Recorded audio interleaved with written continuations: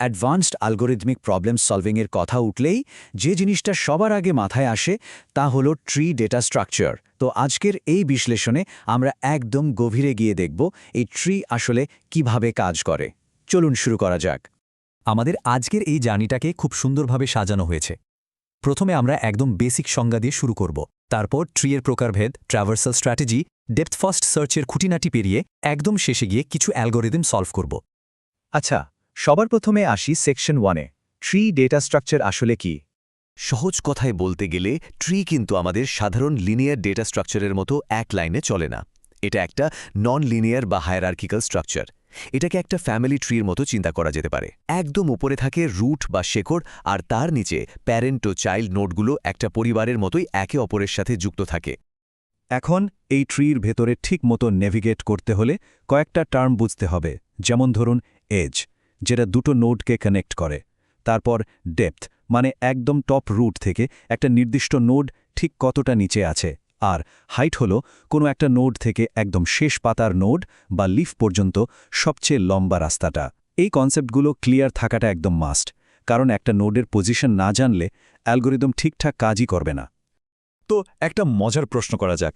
ধরুন একটা ট্রিতে ঠিক 6টা এজ আছে, তাহলে সেখানে নোড কয়টা থাকবে? এর উত্তর বের করার ফর্মুলাটা কিন্তু খুবই সিম্পল। জাস্ট এজের সংখ্যার সাথে 1 যোগ করে দিতে হবে।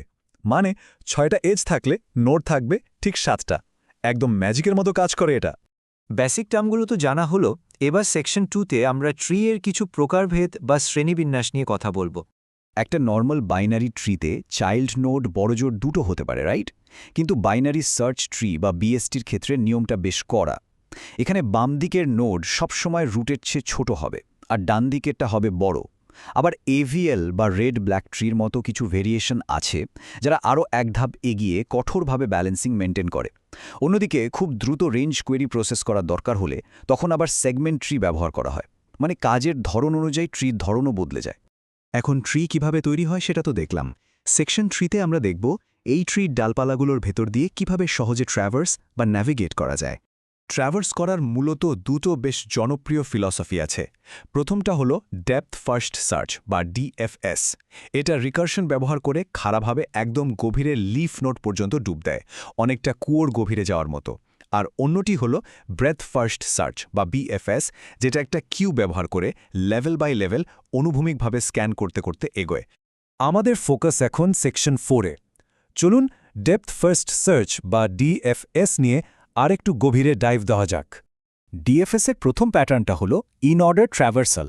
এ সিকোয়েন্সটা একদম ছকে বাঁধা, লেফট রুট রাইট, মানে প্রথমে বামে যাবে, তারপর রুটে আসবে, আর শেষে ডান দিকে যাবে। এর সবচেয়ে বড় ম্যাজিকটা কোথায় জানেন? একটা বাইনারি সার্চ ট্রিতে ইন অর্ডার চালালে আউটপুটগুলো একদম পারফেক্টলি সর্টেড বা সাজানো আকারে পাওয়া যায়। এরপরে আছে প্রি অর্ডার ট্র্যাভার্সাল। এটা আবার একটু ভিন্ন নিয়মে চলে। এখানে বাম দিকে যাওয়ার আগেই রুটকে প্রসেস করে নেওয়া হয়, অর্থাৎ আগে রুট, তারপর লেফট, আর তারপর রাইট। পুরো ট্রির যদি একটা হুবহু কপি বা ক্লোন তৈরি করার দরকার পড়ে, তাহলে এই পদ্ধতিটা একদম পারফেক্ট। আর তৃতীয় প্যাটার্নটা হলো পোস্ট অর্ডার ট্র্যাভার্সাল। সত্যি বলতে এর জন্য বেশ ধৈর্যের প্রয়োজন, কারণ এই অ্যালগোরিদম আগে একদম গভীরের বাম এবং ডান দিকের লিফগুলো এক্সপ্লোর করে, আর একদম শেষে গিয়ে পেরেন্ট রুটটাকে প্রসেস করে। মানে এর স্টাইলটা হলো লেফট রাইট তারপর রুট। আচ্ছা, একটা প্রশ্ন আসতে পারে, এই ডিএফএস যখন এত গভীরে যায় তখন নোডগুলো মেমোরিতে থাকে কিভাবে? উত্তরটা হলো কম্পিউটারের রিকারশন স্ট্যাক। ফাংশনটা প্রথমে বর্তমান নোডকে স্ট্যাকে পুশ করে, তারপর বাম দিকে কল করতে থাকে যতক্ষণ না নাল বা একদম শেষ প্রান্তে পৌঁছাচ্ছে। এরপর সেখান থেকে ফিরে এসে ডান দিকে কল করে। যখন সব চাইল্ডের কাজ শেষ হয়ে যায়, ঠিক তখনই প্যারেন্ট নোডটা স্ট্যাক থেকে পপ হয়ে যায়। পুরো প্রসেসটা জাস্ট অসাধারণ। আমরা একদম শেষ পর্যায়ে চলে এসেছি। সেকশন 5-এ আমরা দেখব এই ট্র্যাভার্সালের লজিকগুলো দিয়ে কিভাবে সত্যিকারের অ্যালগরিদম সলভ করা যায়। প্রথম প্রবলেমটা হলো ম্যাক্সিমাম ডেপথ বা সর্বোচ্চ গভীরতা বের করা। এটা সলভ করতে ওই পোস্ট অর্ডার ডিএফএস-এর কনসেপ্টটা কাজে লাগানো হয়। অ্যালগরিদমটা প্রথমে একদম গভীরে লিফে চলে যায়।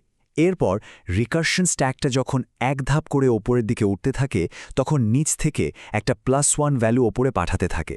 বাম আর ডান দিকের রাস্তার মধ্যে যেটার মান বেশি, সেটার সাথে বর্তমান নোডের জন্য আরও 1 যোগ করে পুরো ট্রির ম্যাক্সিমাম ডেপথটা ডাইনামিকভাবে ক্যালকুলেট করে ফেলা হয়।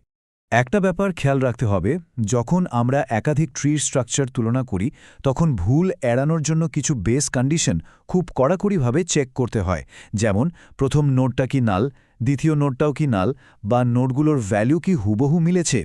এই বেসিক চেকগুলোই কিন্তু একটা স্ট্রং অ্যালগোরিদমের মূল ভিত্তি। আর এই বেস কন্ডিশনগুলোর উপর ভিত্তি করেই দাঁড়িয়ে আছে সেম ট্রি প্রবলেমের লজিক। যখন দুটো ট্রির ট্রেভার্সাল প্যারালালি বা একসাথে চলতে থাকে তখন এই লজিকটা একটা দারুণ ভেরিফিকেশন সিস্টেম হিসেবে কাজ করে। দুটো নোড যদি একই সাথে নাল হিট করে তার মানে সব ঠিক আছে, তখন এটা ট্রু রিটার্ন করে।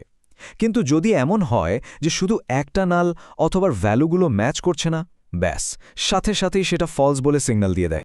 সবশেষে একটা মজার চ্যালেঞ্জ দিয়ে আজকের মতো শেষ করব, সিমেট্রিক ট্রি প্রবলেম।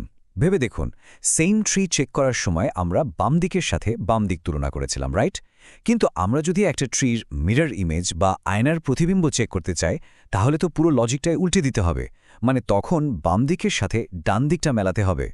তো এই সিমেট্রিক ট্রি চ্যালেঞ্জটা সলভ করতে ঠিক কিভাবে কোডটা বা লজিকটা সাজানো যায় এটা নিয়ে একটু ভাবতে থাকুন। আজকের বিশ্লেষণ এখানেই শেষ করছি। ভালো থাকবেন সবাই।